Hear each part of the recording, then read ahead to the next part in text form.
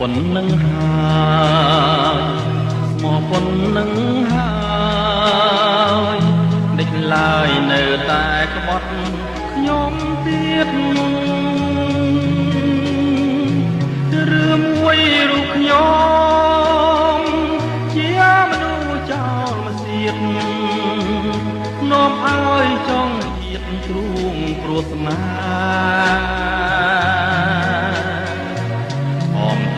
ខំមិនឲ្យតន់ទេនៅតែ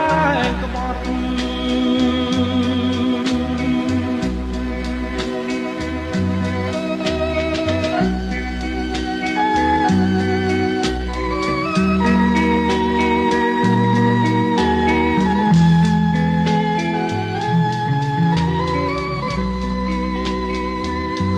មកប៉ុណ្ណឹងហើយមកប៉ុណ្ណឹងហើយដេចឡើយនៅតែភ្លេចសម្បត្តិស្រីបានសច្ចាស្នេហាបរិសុទ្ធថាស្មោះមិនក្បត់ស្នេហ៍ភក្តីរូបខ្ញុំនេះមានកំហុសអ្វីតែមាន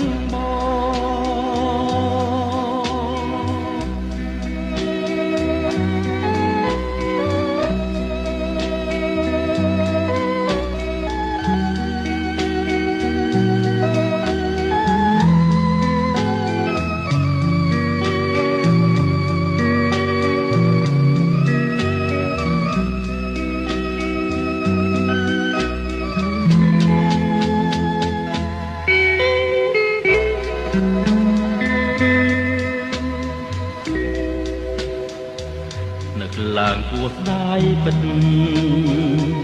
គួរស្ដាយពេកពិតស្ដាយចិត្តដែលស្នេហ៍ប្រែសៅមកជឿចិត្តម្នាក់ឯងចំបែកកូនឡង